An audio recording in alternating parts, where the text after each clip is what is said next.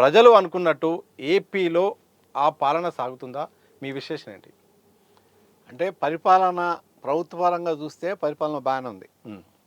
ఎందుకంటే మీకు పథకాలు కూడా బాగానే అందుతున్నాయి. హ్మ్. అట్లాగే పరిపాలన బాగుంది.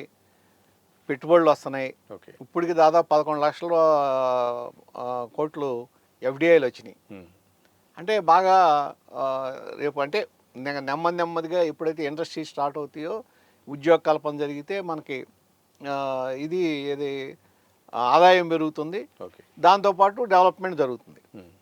సో ఆ విధంగా ఓకే బాగానే ఉంది. హ్మ్. ఎందుకంటే కొత్త పథకాలు ఎక్కడున్నాయా, మనం కొత్త విషయాలు ఎక్కడి నుంచి పట్టురావాలా, ఎక్కడి నుంచి మనం కొత్త కంపెనీలు తీసుకురావాలి హ్మ్. అనే దాని మీద చంద్రబాబు గారు సక్సెస్ అయ్యాడు, లోకేష్ గారు సక్సెస్ అయ్యాడు. కారణం ఏంటంటే ప్రభుత్వం ఓకే. ఇప్పుడు క్వాంటమ్ వ్యాలీ తీసుకురావడం అనేది ఒక గేమ్ చేంజర్ అమరావతికి. ఓకే. అట్లాగే ఇప్పుడు గూగుల్ డేటా సెంటర్ని ఏఐ డేటా సెంటర్ అది, హ్మ్. దాన్ని తీసుకురావడం అనేది అది లోకేష్ కృషి వైజాగ్లో. హ్మ్. సో ప్రభుత్వ పరంగా అన్నీ బాగానే ఉన్నాయి. హ్మ్. అయితే ఇక్కడ ఏంటంటే రాజకీయ పార్టీలకి రాజకీయం ఉండాలి, పరిపాలన ఉండాలి. హ్మ్. ఓన్లీ పరిపాలన ఉన్నా చాలదు, హ్మ్. అన్నీ రాజకీయం చేసినా సరిపోదు. హ్మ్. అంటే పొలిటికల్ గవర్నెన్స్ ఉండాలి. అది చంద్రబాబు గారు గతంలో 1999కి ముందు చేసింది పొలిటికల్ గవర్నెన్స్. హ్మ్. 99 తర్వాత చేసింది ఆయన ఓన్లీ డెవలప్మెంట్ యాక్టివిటీస్. ఓకే. అదే ఆయనే స్వయంగా ఒప్పుకున్నాడు, నేను డెవలప్మెంట్ దీంట్లో పడిపోయి హ్మ్. పార్టీని నిర్లక్ష్యం చేశాను, పొలిటికల్ గవర్నెన్స్ చేయలేదు, హ్మ్. ఇప్పుడు చేస్తానన్నారు. కానీ మొదట్లో ఆ విధంగా కనపడినా నెమ్మదిగా అదే గ్రూవ్లోకి వెళ్ళిపోతున్నట్టు కనపడుతుంది. మళ్ళీ డెవలప్మెంట్ వైపే. మళ్ళీ డెవలప్మెంట్కే వెళ్ళిపోతున్నట్టు కనపడుతుంది. హ్మ్. అంటే అది ఆయన వీక్నెస్ అనుకోవాలి. హ్మ్. అంటే ఏంటంటే ఇక డెవలప్మెంట్ చేయాలనే కోరిక, రాష్ట్రం బాగా అభివృద్ధి చెందాలనే కోరిక, హ్మ్. దాంట్లో పడి రాజకీయాన్ని నిర్లక్ష్యం చేస్తున్నారు, పార్టీని వదిలేస్తున్నారు. Hmm. అటుంటప్పుడు ఏం చేయాలంటే second line of leadership develop అవ్వాలి. Hmm. అట్టా ఇప్పుడు ఆయన వారసుడుగా లోకేష్ గారు పార్టీ మీద దృష్టి పెట్టాలి పూర్తిగా. Hmm. ఒకళ్ళు ప్రభుత్వం మీద దృష్టి పెడితే, ఇంకొకళ్ళు పార్టీ మీద దృష్టి పెడితే బాగుంటుంది. ఓకే. అప్పుడు ఏంటంటే political governance, real political governance అనేది ఎప్పుడైతే సాగుతుందో Hmm. మీకు ప్రజల నుంచి ఫీడ్బ్యాక్ వస్తుంది, పార్టీ నుంచి ఫీడ్బ్యాక్ వస్తుంది, పార్టీ శ్రేణులు సంతృప్తిగా ఉంటాయి. Hmm. మళ్ళీ ఏదన్నా ఎలక్షన్ వచ్చినప్పుడు అప్పుడు వాళ్ళు అదే విధంగా ఇది ఒక కమిట్మెంట్తో పనిచేస్తారు. Hmm. మీకు దాని వలన ఫలితాలు అందుతాయి. ఓకే. అట్లా కాకుండా ఓన్లీ డెవలప్మెంట్ అయినా పనికిరాదు, Hmm. ఓన్లీ ఏది రాజకీయం అయినా పనికిరాదు. ఈ రెండు కలిపి సాగాలంటే, పొలిటికల్ గవర్నెన్స్ సాగాలంటే లోకేష్ గారు కూడా పార్టీ పగ్గాలు తీసుకుని పార్టీ మీద ఎక్కువ కాన్సన్ట్రేట్ చేయాల్సిన అవసరం ఉంది.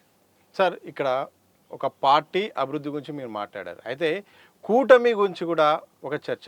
3 పార్టీలు కలిపి ప్రతిపక్ష పార్టీ ఎన్నికల్లో భాగంగా ఒక్కతాటికై వైఎస్ఆర్సీపీ మీద మొత్తం కూడా యుద్ధం చేసినంత పరిస్థితి తీసుకొచ్చి ఎన్నికల్లో గెలవడం జరిగింది. ఆ తర్వాత ఇప్పుడు గవర్నమెంట్ అయితే మాత్రం రన్ చేస్తున్నారు. మరి కూటమి సమన్వయంగా అందరూ కూడా కలిసి ప్రభుత్వ పరంగా, పార్టీ పరంగా ముందడుగేస్తున్నారా? వేయాల్సిన అవసరం ఉందా?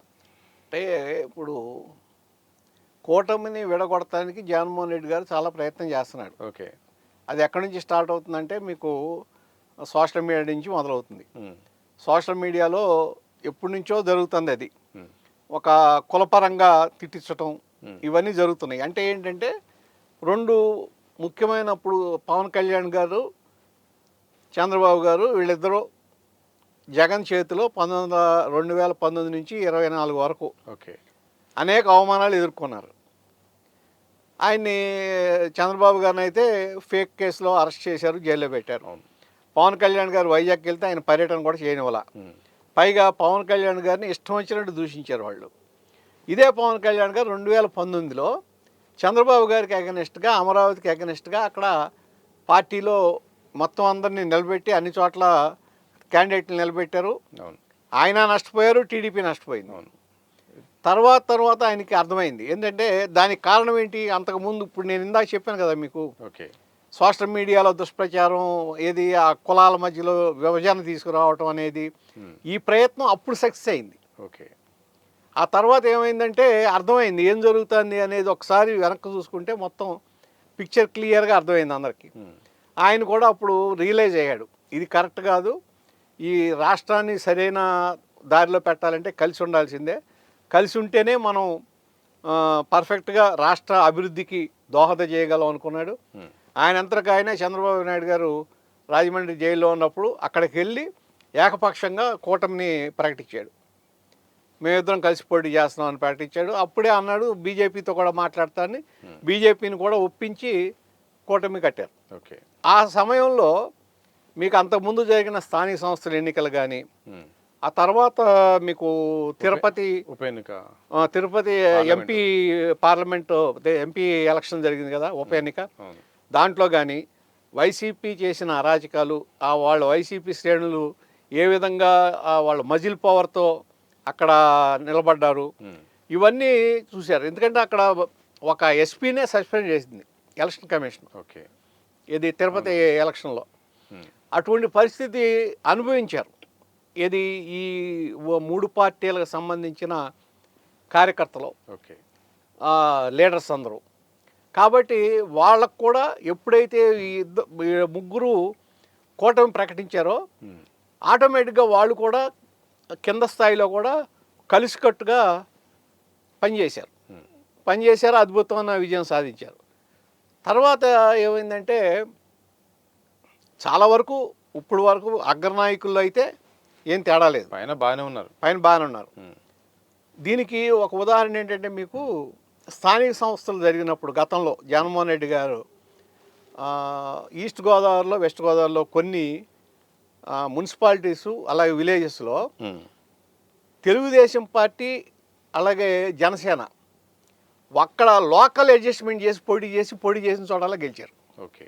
లోకల్గా అడ్జస్ట్మెంట్ చేసుకున్నారు వాళ్ళు. అంటే ఆ పైన ఇది పై స్థాయిలో అడ్జస్ట్మెంట్ కాదు, లోకల్ అడ్జస్ట్మెంట్ చేసి లోకల్ అడ్జస్ట్మెంట్స్లోనే గెలిచారు వాళ్ళు. ఓకే. అక్కడ వాళ్ళకు కూడా అర్థమైంది మనం కలిసి ఉంటే గెలుస్తాం, ఓట్లు అంటే వ్యతిరేక ఓట్లు చీలవు అనేది అక్కడ అర్థమైంది. ఎప్పుడైతే ఈ అలయన్స్ ప్రకటించారో పర్ఫెక్ట్గా ఆ అలయన్స్ వర్కౌట్ అయింది, 124 సీట్లు వచ్చినాయి. సరే, ఇప్పుడు ఏంటంటే అధికారం వచ్చిన తర్వాత సహజంగా కొంత ఇప్పుడు టీడీపీ వచ్చేదానికి మేజర్ పార్టీ, జనసేన కొద్ది తక్కువ. అట్లాగే ఆ దీంట్లో ఏమవుతుందంటే కొన్ని చోట్ల తేడాలు వస్తున్నాయి. ఆ వచ్చినప్పుడు వెంటనే దాన్ని సరిచేసే మెకానిజాన్ని డెవలప్ చేయాలి పార్టీలు. ఓకే. మొదట్లో చంద్రబాబు నాయుడు గారు ఏంటంటే అన్ని చోట్ల జిల్లా స్థాయిలో సమన్వయ కమిటీలు, నియోజకవర్గ స్థాయిలో సమన్వయ కమిటీలు 3 పార్టీలతో వేస్తూ ఉన్నారు, కానీ ఇంతవరకు జరగల. అది జరగకపోవడం వలన ఏమవుతుందంటే ఇప్పుడు ఈ చిన్న డిఫరెన్స్లు క్రియేట్ అవుతున్నాయి. క్రియేట్ అయినప్పుడు ఏంటంటే ఒక్కోసారి అయ్యే పెద్దవి అవ్వచ్చు, చిన్నగా చిలికి వాన పెద్ద అయ్యి నాయకులకు కూడా తలనొప్పి వచ్చే అవకాశం ఉంది. కాబట్టి ఇక్కడ ఏంటంటే మొన్న ఈ ఇష్యూ వచ్చిన తర్వాత చంద్రబాబు నాయుడు గారు అన్నాడు మొత్తం 3 పార్టీలతో సమన్వయ కమిటీలు వేయండి అని. అది వెంటనే పూర్తి చేసి సమన్వయ కమిటీల ద్వారా ఏ ఇష్యూ తీసుకున్నా వాళ్ళ ద్వారా చేయటం. అట్లాగే ఇప్పుడు వైసీపీ నాయకులు ఏదైనా విమర్శ వచ్చింది, సపోజ్ మొన్నేదో మామూలు హత్యని దాన్ని కుల హత్య కింద చూపించాలని చూశారు. ఓకే. ఇది వైసీపీ నాయకులు. సరే, అది కాదని తర్వాత తేలింది. అటువంటి పరిస్థితులు వచ్చినప్పుడు, లేకపోతే గవర్నమెంట్ మీద ఏదైనా వ్యతిరేకత వచ్చినప్పుడు 3 పార్టీల నాయకులు కూర్చుని ప్రెస్ మీట్ పెడితే బాగుంటుంది.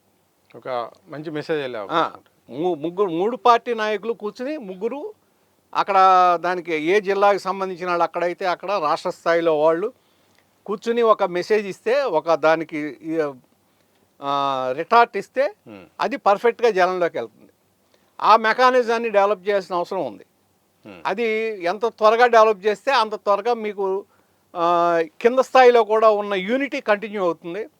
చిన్న విభేదాలు ఉంటే అది సమసిపోతాయి. నెక్స్ట్ ఎలక్షన్లో కూడా ఇదే విధమైన పరిస్థితి, ఇదే విధమైన రిజల్ట్ వచ్చే అవకాశం ఉంటుంది. ఎందుకంటే తేడా రాకపోతే, కార్యకర్తల స్థాయిలో కనుక కలయిక సరిగ్గా లేకపోతే మళ్ళీ ఇది తేడా వస్తుంది, విభేదాలు వస్తాయి. సో ఆ విషయంలో కూడా జాగ్రత్త తీసుకోవాలి వెంటనే.